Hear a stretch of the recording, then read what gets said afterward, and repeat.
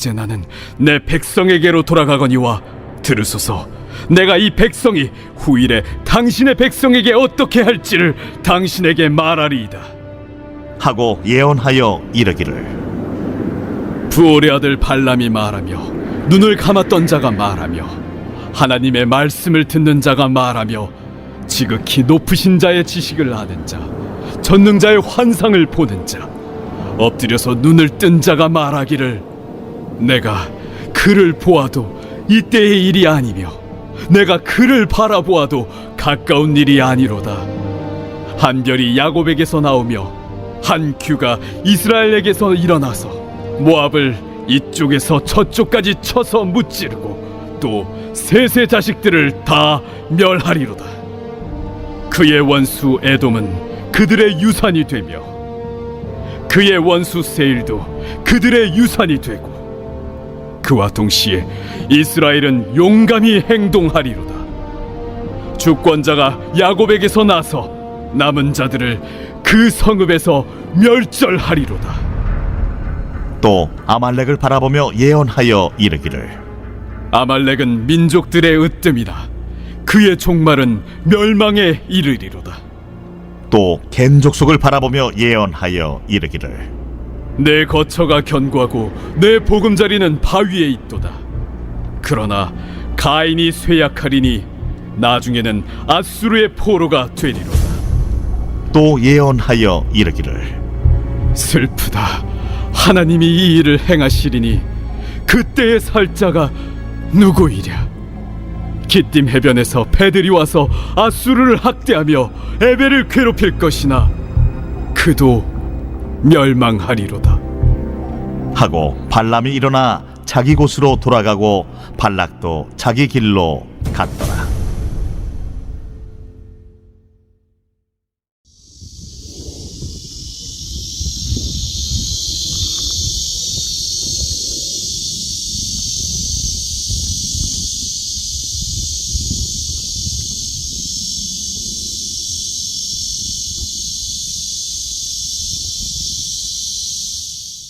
지난 주일 민수기 23장과 24장 전체를 걸쳐서 우리는 발락 왕의 요청으로 발람 선지자가 3번의 저주를 시도하는 것을 보았습니다. 먼저 저주 대상인 이스라엘을 보기 위해서 잘 보이는 곳으로 발람 선지자를 데리고 발락 왕이 높은 곳으로 올라갔습니다. 그 다음에 저주를 위한 제사를 드렸습니다. 그리고 발람은 하나님의 뜻을 물어봅니다. 하나님께서는 발람에게 이스라엘을 향한 축복의 말을 전합니다. 발람은 발락 왕에게 그대로 전합니다. 이스라엘을 축복하는 메시지를 전해들은 발락 왕은 화가 머리끝까지 나서 다른 장소로 이동해서 똑같이 제사를 지내고 저주를 시도하려고 합니다. 이것이 3번 동일하게 패턴적으로 반복되는 것을 우리가 보았습니다. 3번에 걸쳐서 축복을 하였습니다. 그리고 전체적으로는 4번의 축복을 하고 있는데 이 축복의 내용이나 요소를 보면 점점 그 양도 길어지고 그 내용도 강해진다는 것을 우리가 볼 수 있습니다. 축복이 강해질수록 발락 왕의 분노와 짜증도 더 강해졌습니다. 발람이 전했던 3번째 축복의 마지막 부분 함께 읽어보겠습니다. 이스라엘의 꿇어 앉고 누움이 숫사자와 같고 암사자와도 같으니 일으킬 자 누구이랴. 너를 축복하는 자마다 복을 받을 것이요 너를 저주하는 자마다 저주를 받으리로다. 이스라엘을 저주하라고 엄청난 복채를 주고 발람 선지자를 데려왔는데 이 저주 전문 주술사가 고용주의 요청대로 저주를 쏟아부어야 되는데 오히려 저주 대상을 축복하니까 왕이 화가 난 것입니다. 특히 너를 저주하는 자마다 저주를 받을지로다. 이 말씀을 전하는데 굉장한 찔림이 있겠죠. 왜냐하면 이스라엘을 저주하는 자마다 저주를 받는다는 말을 내가 돈 주고 고용한 발람 선지자가 외치고 있으니까 지금 내가 저주를 받는다는 거잖아요. 큰 돈을 주고 지금 애를 쓰고선 대가 지불을 하고 데려온 선지자가 나에게 저주를 쏟아부으니까 화가 날 대로 난 것입니다. 어이가 없었습니다. 그래서 이렇게 행동했습니다. 야! 10절과 11절입니다. 발락이 발람에게 노하여 손뼉을 치며 말하되 내가 그대를 부른 것은 내 원수를 저주하라는 것이오늘 그대가 이같이 3번 그들을 축복하였도다. 그러므로 그대는 이제 그대의 곳으로 달아나라. 내가 그대를 높여 심히 존귀하게 하기로 뜻하였더니 여호와께서 그대를 막아 존귀하지 못하게 하셨도다.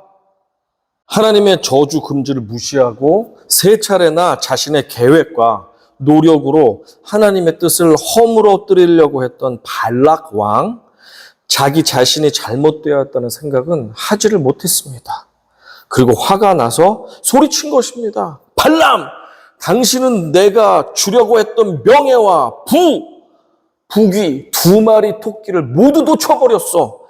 지금 당장 고향으로 돌아가는 것이 신상에 좋을 것이요. 라고 협박을 하였습니다. 발람은 발락의 협박을 향해서 담대하게 이렇게 말했습니다.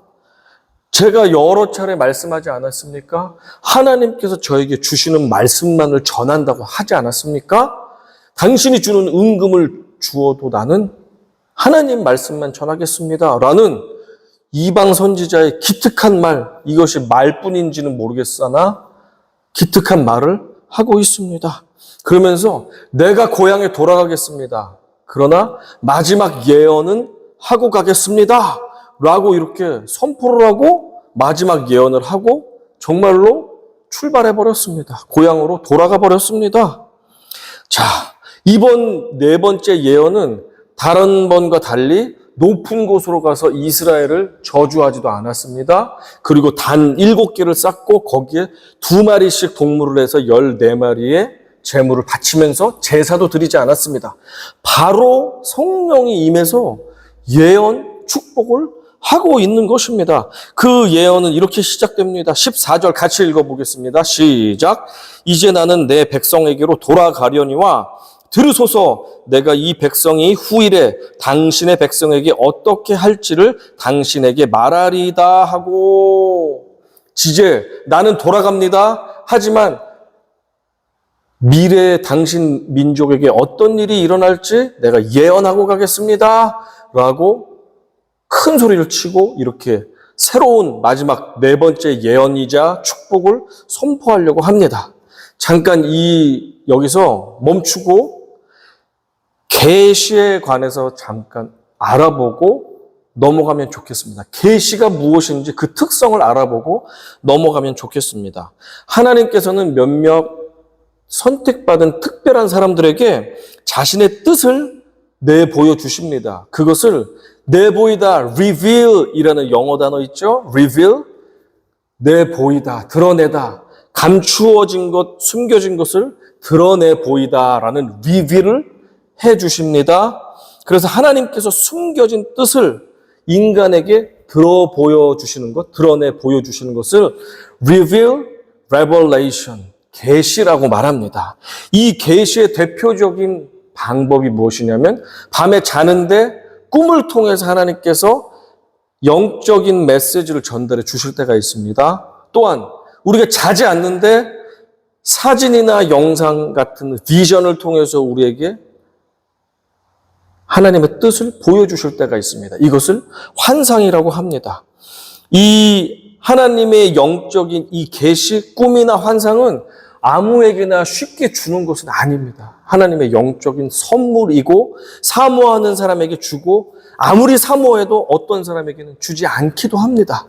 그러나 어쨌거나 하나님은 지금도 꿈과 환상을 통해서 자신의 뜻을 오늘도 보여주시길 원하시는 하나님이십니다. 사도행전 말씀에 이 말씀이 있습니다. 하나님이 말씀하시기를 말세에 내가 내 영을 모든 육체에 부어주리니 너희의 자녀들은 예언할 것이요 너희의 젊은이들은 환상을 보고 너희의 늙은이들은 꿈을 꾸리라. 요엘 선지자가 선포했던 그 말씀을 사도가 다시 전하고 있습니다. 하나님의 영이 임하시면 환상과 예언과 꿈을 꾸게 될 것이다 라는 것을 증언하고 있고 그것은 오늘날도 일어나고 있습니다. 여러분께서 성령이 충만하셔서 꿈을 통해서 하나님의 뜻을 공급받기 원합니다. 환상을 통해서 앞날을 바라보기를 원합니다. 그것을 통해서 하나님께 영광 돌리는 예배자로 살아가기를 간절히 축원합니다. 아멘. 하지만 하나님으로부터 온 꿈과 환상의 대부분은 아주 사진같이 선명하게, 동영상 지금 앞에서 보는 것처럼 선명하게 오기보다는 흐릿하게, 조금 애매하게, 막연하게 오는 경우가 대부분 많습니다. 이것은 왜냐하면 죄와 흠이 많은 인간들에게 미래에 있을 모든 장래의 내용들을 아주 선명하게 눈앞에서 보는 것처럼 다 보여주고 모든 결론을 다 가르쳐주면 죄가 많고 흠이 많은 인간은 그것에 대해서 하나님께 영광을 돌리는 데 사용하기보다 내 유익과 내 영광을 위해서 사용할 때가 너무나도 많은 것입니다. 그래서 하나님께서는 워당초 환상과 꿈에 대해서 아주 선명하기보다는 어느 정도 희미하게 가려진 상태에서 보여주실 때가 많습니다. 만약에 어느 누가 장래에 큰 성공이 확정된 것을 알게 되었습니다. 5년 뒤, 10년 뒤에 나이가 크게 성공한다는 것을 알게 되었는데 바로 내일부터 하루하루 최선을 다해서 일찍 일어나고 밤 늦게 누우며 눈물로 기도하며 최선의 성실함으로 5년, 10년 후에 이미 주어진 그 성공을 성실함으로 나갈 사람은 거의 없습니다. 또한 장래에 내가 망할 것, 누군가 망할 것을 이미 알고 있다면 그 누가 시간과 정성과 마음과 노력을 들여서 수년간, 수십 년간 수고하고 애쓰며 그 일을 위해서, 망할 일을 위해서 애쓰겠습니까? 운명이 결정된 것을 알고 있다면 인간은 죄성이 많기 때문에 어떠한 수고나 어떠한 노력도 그 결과를 안 이상 하기가 어렵습니다. 그렇기 때문에 하나님께서는 꿈과 환상을 보여주어 빛과 방향은 보여주지만 아주 세밀하게 역사해서 보여줄 때는 드물다. 그래서 우리가 꿈과 환상을 받는 것도 중요하지만 우리가 그것보다도 더 중요한 계시를 받기를 원합니다. 미리암과 아론이 하나님께서 기뻐하시는 종 모세를 엄청 대적했습니다. 너만 대단하냐? 너만 리더냐? 나도 대단하고 나도 영적인 사람이다 하면서 대적했습니다. 그때 하나님께서 미리암과 아론을 불러서 꾸짖는 장면이 이렇게 나옵니다. 민수기에 보면 이렇게 나옵니다. 6절부터 8절까지 읽어보겠습니다. 이르시되 내 말을 들으라. 너희 중에 선지자가 있으면 나 여호와가 환상으로 나를 그에게 알리기도 하고 꿈으로 그와 말하기도 하거니와 내 종 모세와는 그렇지 아니하니 그는 내 온 집에 충성함이라. 그와는 내가 대면하여 명백히 말하고 은밀한 말로 하지 아니하며 그는 또 여호와의 형상을 보거늘 너희가 어찌하여 내 종 모세 비방하기를 두려워하지 아니하느냐. 이 말씀에서도 나와 있듯이 하나님께서는 특별한 종, 특별한 경우에 선명하게 자신의 뜻을 보여주는 사람이 있고 보여주는 일들이 있습니다. 하지만 대체적인 경우 선지자라 할지라도 조금 흐리게, 조금 막연하게 해서 하나님의 뜻을 알려주실 때가 많다는 사실. 그렇습니다. 그러나 우리가 실망할 필요가 없습니다. 왜 그러냐면 우리는 어느 시대에 살았던 선지자보다도 아주 선명하고 아주 깊이 있고 아주 자세하고 아주 방대하고 아주 명확한 계시의 말씀을 이미 받았습니다. 무엇입니까? 성경 말씀이죠. 성경 말씀을 통해서 이사야 선지자든 예레미야 선지자든 어떠한 탁월한 선지자도 갖지 못했던 66권의 모든 자세한 계시들을 우리는 이미 손에 쥐었습니다.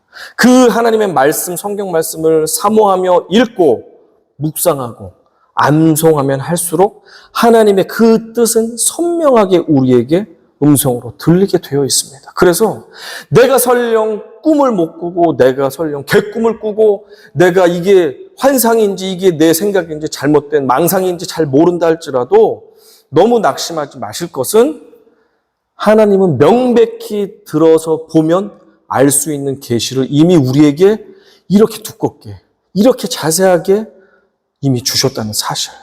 말씀을 사모하고 읽기만 하면 하나님의 뜻을 알 수 있다는 사실에 우리가 감사하며 기뻐하시기를 바랍니다. 아멘. 오늘 본문은 발람을 통해 주시는 이스라엘을 향한 네 번째 축복의 예언입니다. 환상의 특성상 모든 것을 선명하게 구체적으로 알 수 없지만 오늘의 본문에 보면 우리는 적어도 두 가지의 명백한 사실, 명확한 사실을 알 수가 있습니다. 자, 첫 번째입니다. 이스라엘에게는 장래에 별과 규가 있을 것이라는 축복의 말씀을 우리는 알 수가 있습니다. 17절 같이 읽어봅니다. 내가 그를 보아도 이때의 일이 아니며 내가 그를 바라보아도 가까운 일이 아니로다. 한 별이 야곱에게서 나오며 한 규가 이스라엘에게서 일어나서 모압을 이쪽에서 저쪽까지 쳐서 무찌르고 또 셋의 자식들을 다 멸하리로다. 발람은 현재 하나님의 영의 강력한 역사하심으로 저 먼 미래에 있는 한 사람을 보고 있습니다. 별은 왕을 상징하며 특별히 별은 왕의 찬란한 영광을 상징합니다. 동방 박사들이 예루살렘 위에 떠오른 찬란한 별빛을 보면서 새 왕이 탄생했다면서 그 왕께 경배드리기 위해서 왔죠? 별은 왕을 상징하고 별은 왕의 영광을 상징합니다. 발람이 보고 있는 그 별이자 왕은 또한 그 손에 규를 들고 있는데 규가 무엇이냐면 왕이 지휘하는 왕권을 상징하는 그 막대기와 같은 지팡이 같은 것입니다. 보석이 달린 금으로 된 아니면 보석으로 된 지팡이와 같은 것, 그것을 규라고 하는데 그것은 왕의 통치와 권세를 상징합니다. 그것이 있는 자만이 통치를 할 수 있기 때문에 그렇습니다. 발람이 보고 있는 한 왕은 먼 미래의 이스라엘에서 나올 것인데 그가 나와서 모압을 쳐서 부수고 셋의 후손들을 다 멸할 것이라는 예언입니다. 여기서 잠시 이 민족들에 대해서 설명을 드리고 진행하도록 하겠습니다. 우리 모두는 아담의 셋째 아들인 셋의 후손들입니다. 그러면 셋의 후손들을 이 왕이 나와서 멸한다는 말인가 하면 헷갈리지 않습니까? 우리를 왕이 나와서 멸한다고? 이스라엘의 왕이 멸한다고? 헷갈리는데 창세기에 나온 이 아담의 셋째 아들인 셋과 지금 이 본문에 나온 셋은 다른 민족인데 이 민수기에 나온 셋은 누군지 정확하게 알 수가 없습니다. 그러나 구분하기 위해서 창세기의 셋, 우리도 해당되는 그 셋은 S-E-T-H, 셋라고 되어 있고 지금 민수기에 나오는 정체를 알 수 없는 이 셋 족속은 S-H-E-T-H라고 영어 스펠링이 그렇게 구별해서 쓰여져 있습니다. 자, 이렇게 하나님께서는 모압을 이 별과 규가 쳐부술 것이다. 그리고 18절에 보면 에돔 민족 쳐부술 것이다 라고 하면서 세일을 쳐부술 것이다 라고 했는데 에돔이 살고 있는 땅 이름이 세일입니다. 그러니까 에돔과 세일은 같은 민족을 말하고 있습니다. 그리고 20절에 보면 아말렉을 쳐서 무찌를 것이다. 이스라엘로부터 나온 별, 규, 그것은 모두 왕을 상징하는데 먼 미래에 나올 이스라엘의 왕이 모압, 셋, 에돔, 세일, 그리고 아말렉을 쳐서 무찌를 것이다 라고 예언되어 있습니다. 자, 그렇다면 이 성경에 나온 이스라엘로부터 나올 별, 규는 누구를 말할까요? 자, 화면을 보시면 높은 산에 올라가서 앞에 겹겹이 펼쳐진 높은 산들을 바라보면 어떻습니까? 앞에 산은 선명하고 크게 보입니다. 그러나 거리가 멀어질수록 그 뒤의 산들은 흐릿하게 보이고 작게 보입니다. 이것이 예언의 한 특징입니다. 원근법처럼 계시가 펼쳐져 보일 때가 있는데 바로 지금 이 예언이 그렇습니다. 하나님께서 발람 선지자를 통해서 보여주시는 한 사람은 사실 한 사람처럼 보이지만 그 뒤에 더 큰 왕이 있습니다. 두 사람입니다. 자, 가까이 보이는 한 사람은 출애굽 이후 400년 뒤에 나타나게 될 왕, 위대한 왕, 다윗 왕입니다. 다윗 왕이 나타나서 대적들을 쳐서 무찌를 것이라고 예언되어 있습니다. 발람 선지자는 다윗이 누군지를 모릅니다. 알 수도 없습니다. 그러나 실제 다윗 왕이 나타나셔서 모압을 무찌릅니다. 그리고 에돔 민족을 무찌릅니다. 아말렉을 무찌릅니다. 여기에 종류별로 나온 민족들은 각기 그 민족이라기보다는 이스라엘을 대적하는 대적들의 예들로서 말하고 있습니다. 다윗 왕이 나올 것인데 그가 이스라엘의 대적들을 쳐서 무찌르는 강력하고 위대한 왕이 나타날 것임을 발람은 선언하고 선포하고 있습니다.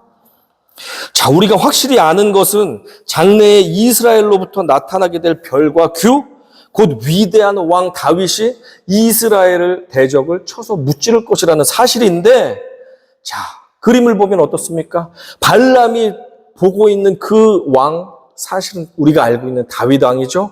그 너머에는 흐릿하게 보이지만 더 큰 위대한 왕이 있습니다. 그 왕은 메시아, 바로 구원자입니다. 예수 그리스도입니다.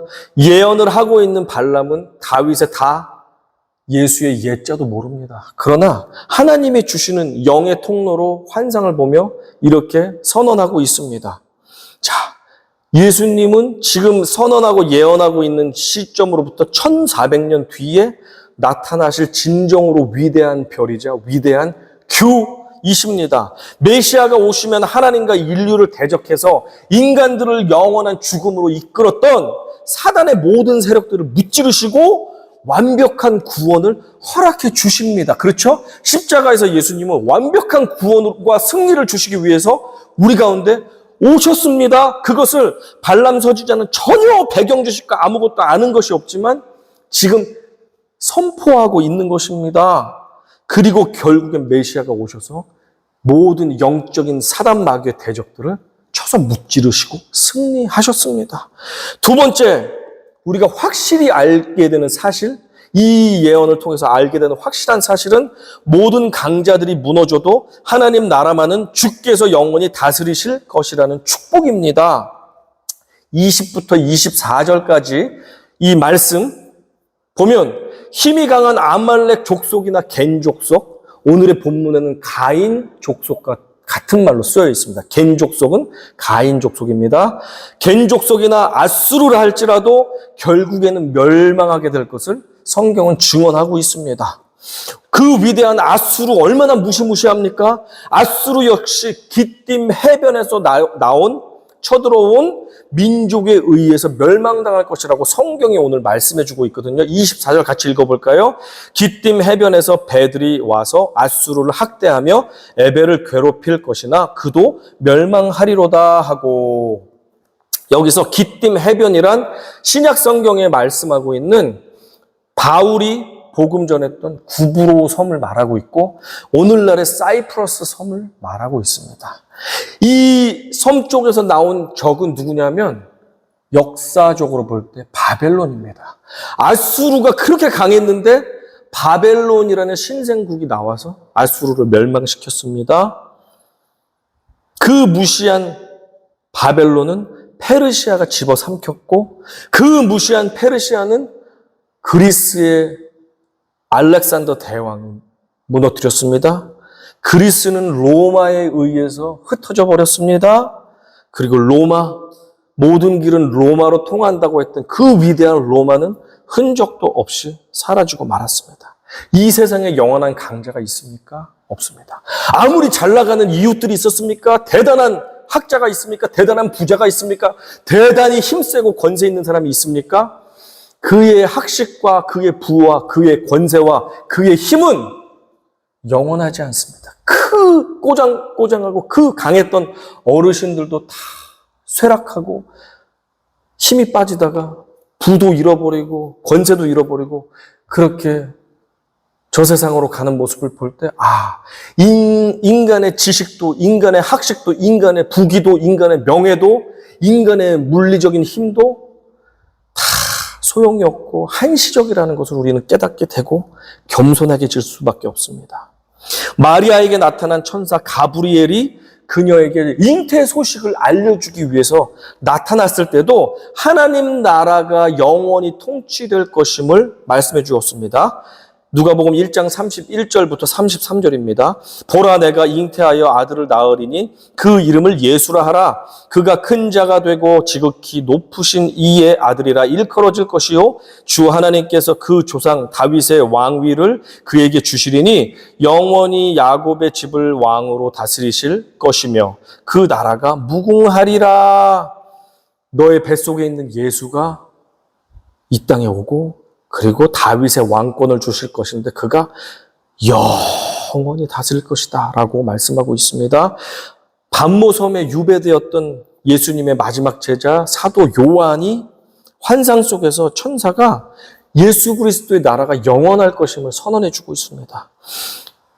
일곱째 천사가 나팔을 불매 하늘에 큰 음성들이 나서 이르되 세상 나라가 우리 주와 그의 그리스도의 나라가 되어 그가 세세토록 왕노릇하리로다 하니. 자, 말씀을 정리하겠습니다. 오늘 발람이 전해주고 있는 이스라엘을 향한 축복의 예언들은 계시의 특성상 전부를 다 세세토록 세세하게 이해할 수는 없습니다. 상당 부분 가려진 채 우리에게 전달되었습니다. 하지만 우리가 분명히 알 수 있는 것이 적어도 두 가지가 있는데, 첫 번째, 이스라엘로부터 별과 규, 왕이 나오실 것인데 그 왕이 하나님의 자녀들을 대적하는 원수들을 쳐서 무찌르고 구원을 허락해 주실 것이다 라는 약속입니다. 자, 이 사실은 먼저 위대한 다윗 왕을 통해서 1차적으로 성취되었습니다. 그리고 우리 구주 예수 그리스도를 통해서, 예수 그리스도의 성육신을 통해서, 이 땅에 오심을 통해서 2차적으로 성취되었습니다. 그리고 다시 오시기로 약속하신 예수 그리스도께서 다시 재림하시는 그날 완전하게 성취되면서 모든 승리를 우리에게 주실 것입니다. 아멘? 믿으십니까? 아멘. 그래서 여러분 앞에 힘센 적들이 있습니까? 두려워하지 마십시오. 그들의 힘과 권세는 영원하지 않습니다. 결국에는 우리 왕이 오시는데 그 왕과 우리가 동행하며 살아간다면 우리는 이 땅에서 곤란을 당하고 핍박을 당해도 소망이 있습니다. 영원히 왕과 함께 왕노릇할 것이지 않습니까? 하늘나라에서. 이 땅에서의 작은 핍박과 고난에 낙심하고 슬퍼하지 마십시오. 예수가 우리의 왕이십니다. 아멘. 아멘. 둘째, 세상의 힘과 권세를 가진 그 어느도 영원할 수 없습니다. 그렇죠? 바벨론이든 페르시아든 로마든 그리스든 어떤 왕, 해가 지지 않는다는 대영 제국도, 우리가 살고 있는 미국 땅이라 할지라도 그 권세가 영원할 수는 없습니다. 그러나 오직 우리 주 예수 그리스도의 나라만은 지금도 영원하시고, 완성되는 그 하늘나라, 새 하늘과 새 땅은 놀랍고 찬란하여 우리가 바라볼 수도 없을 정도입니다. 그 땅을 사모하며 우리는 예수 그리스도의 다스리심을 사모할 때 우리는 눈물과 슬픔이 많은 이 땅이지만 기뻐하며 나아갈 수 있습니다. 힘을 내며 나아갈 수 있습니다. 내 아버지의 집이 멀지 않았지 않습니까? 그리고 나와 함께 동행하시는 왕이신 주님께서 우리 심령 가운데도 거하고 계십니다. 멀리서 찾지 마시고 우리 심령 안에 있는 예수님을 찾으시기 바랍니다. 그분의 통치를 받으시기 바랍니다. 마라나타! 아멘 예수여 오시옵소서. 어서 오시옵소서. 마라나타! 아멘 예수여 어서 오시옵소서. 우리가 성경에도 고백되어 있는데 우리의 고백이, 마라나타의 고백이 매일 있기를 원합니다. 이미 우리 삶 가운데 오셔서 우리에게 구원의 빛을 주신 마라나타 예수 그리스도께서 오늘도 길을 잃고 헤매는 저와 우리 성도들 여러분들이 계시죠? 그들 가운데 밝은 빛을 비춰주실 것입니다. 변함없이 북쪽을 바라보고 있는 북극성이 있다고 했죠. 북극성과 같이 한결같이 우리를 향해서 우리의 갈 길을 비춰주시는 별빛인 예수 그리스도만 바라보면 우리는 길을 잃지 않습니다. 어둠이 우리를 삼킬 수가 없습니다. 왜냐하면 예수님은 빛이시기 때문입니다. 어둠 가운데 있습니까? 빛으로 나아가십시오. 빛 가운데 점점 더 가까이 나아갈수록 어둠이 우리를 해하지 못할 것입니다. 요한복음 8장 12절 같이 읽어봅니다. 시작. 예수께서 또 말씀하여 이르시되 나는 세상의 빛이니 나를 따르는 자는 어둠에 다니지 아니하고 생명의 빛을 얻으리라. 예수를 놓치셨습니까? 고개를 들어서 예수 그리스도를 바라보십시오.